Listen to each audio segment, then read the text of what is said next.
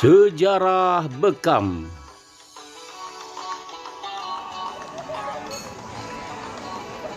Assalamualaikum warahmatullahi wabarakatuh.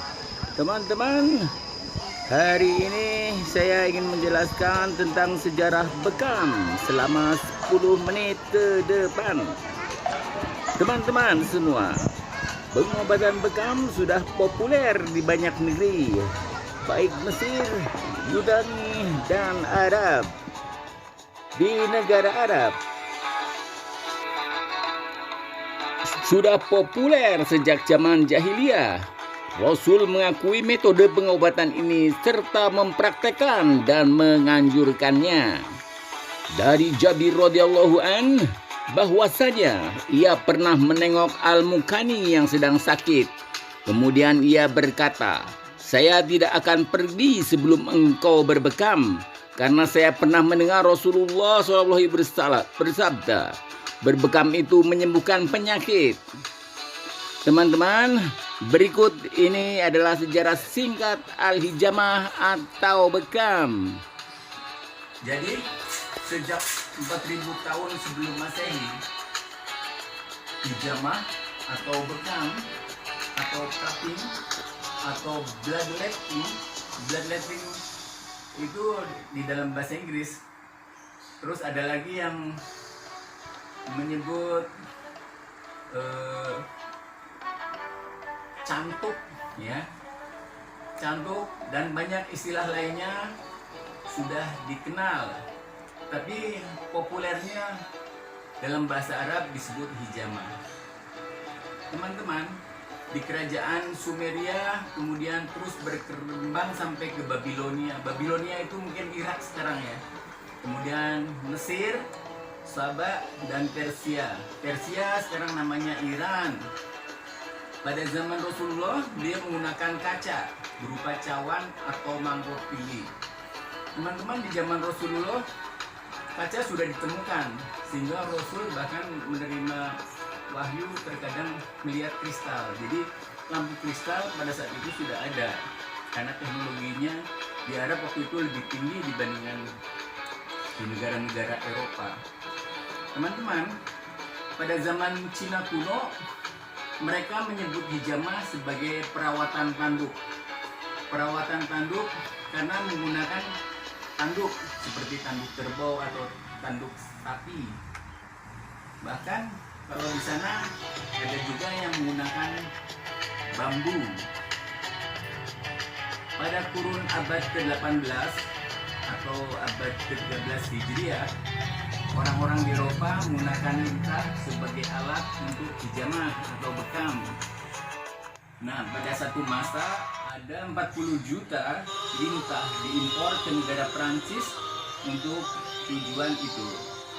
Nah, lintah-lintah itu dilaparkan tanpa diberi makan. Sebenarnya kalau kita mempunyai lintah itu kuat, tidak makan sampai 7 bulan, hanya dikasih air bening saja teman-teman. Jadi kalau nanti mau terapi menggabungkan antara bekam dengan lintah, bisa juga. Lintah-lintah itu akan mudah dan kita membekam hanya satu titiknya saja, kemudian lintah akan melanjutkannya. Nah teman-teman, kembali lagi ke inti masalahnya. Jadi bila disangkutkan pada tubuh manusia, lintah akan terus menghisap darah dengan efektif. Nah kemudian setelah kenyang, ia tidak berupaya lagi untuk bergerak dan terus jatuh. Kemudian lintah mengakhiri minum darahnya itu. Nah kalau lintah itu minum juga menjadi kontra pendapat. Ada yang menganggap bahwa lintah meminum dengan menyedot, ada yang bilang bahwa lintah itu hanya mangap saja. Nah karena apa? Lintah itu mempunyai zat hirudin namanya, atau hirudin. Ya, zat hirudin itu bisa mencairkan darah-darah yang beku, ya. Seperti itu. Jadi ada keistimewaannya untuk tinta. Teman-teman, di Indonesia tidak ada kejelasan awalnya tradisi apa. Biasanya adanya di pesantren, pembekaman dilakukan. Jadi di pesantren itu tradisi pembekaman sudah ada dari dulu. Tapi biasanya untuk mengobati masuk angin saja. Hanya saja pesatnya pada tahun 90 dibawa dari TKI asal Malaysia atau orang-orang India atau orang-orang Timur Tengah. Kami belajar bekam ini di tahun 2000-an, teman-teman, itu bergabung dengan teman-teman dari HPA internasional. Jadi pada saat itu bekam baru dimulai di kita, baru ngepop. Karena saya tertarik dengan belajar sunnah-sunnah, maka saya ikut belajar pembekaman. Teman-teman, kita sekarang akan memahami tentang akidah pengobatan hijamah atau bekam.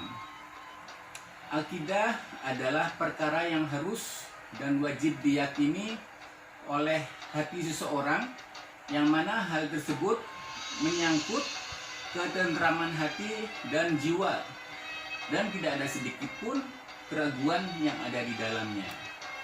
Nah, akidah ini merupakan kebenaran yang dapat diterima oleh manusia berdasarkan akal, wahyu, dan fitrah.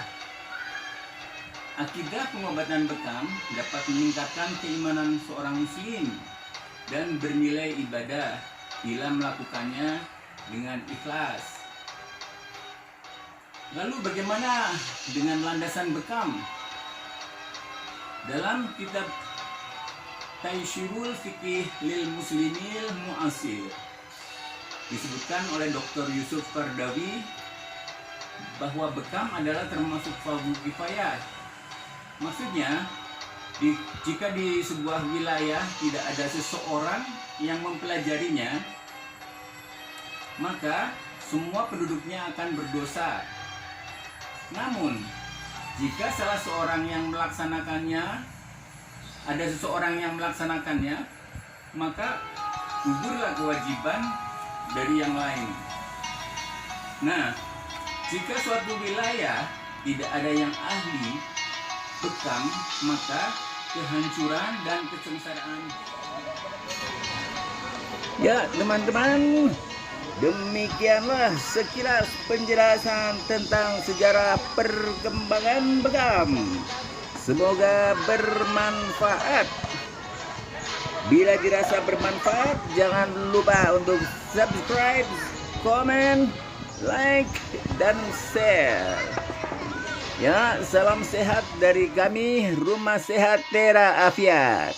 Bersama saya, Ferry Jaya Priyana.